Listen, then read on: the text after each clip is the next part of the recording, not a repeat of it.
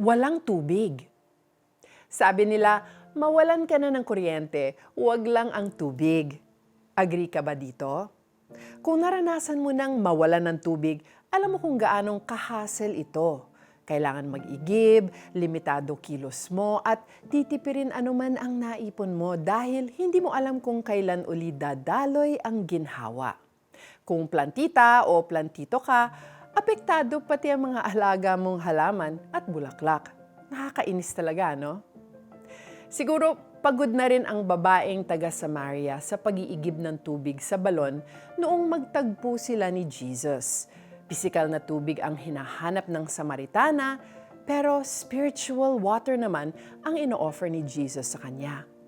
Walang kamalay-malay ang babae na ang kausap niyang Hudyo ay ang Messiah who is the source of living water. Water is man's most basic survival need. Our physical bodies will die in a matter of days without water. How about our spiritual bodies?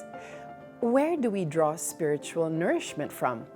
Sabi ni Jesus sa Samaritana, ang tubig na mula sa kanya ay hindi nauubos at kung sino man ang uminom nito ay hindi na muling mauuhaw. Madalas nakatuon ang atensyon natin sa trabaho, pamilya, negosyo at mga hobbies natin.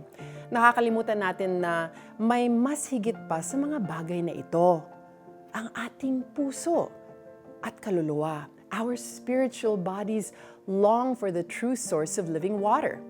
Jesus' words refresh our souls, while His presence empowers us to live daily. Nothing in this world can replenish our thirsty souls but Christ alone.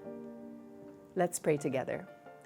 Lord, I want to have that living water flowing in my spirit.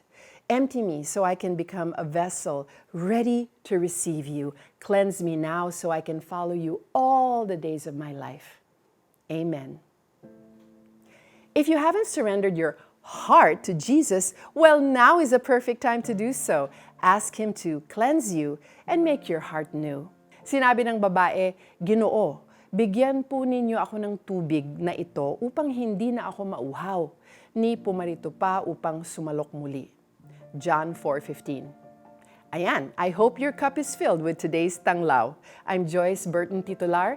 Catch you next time.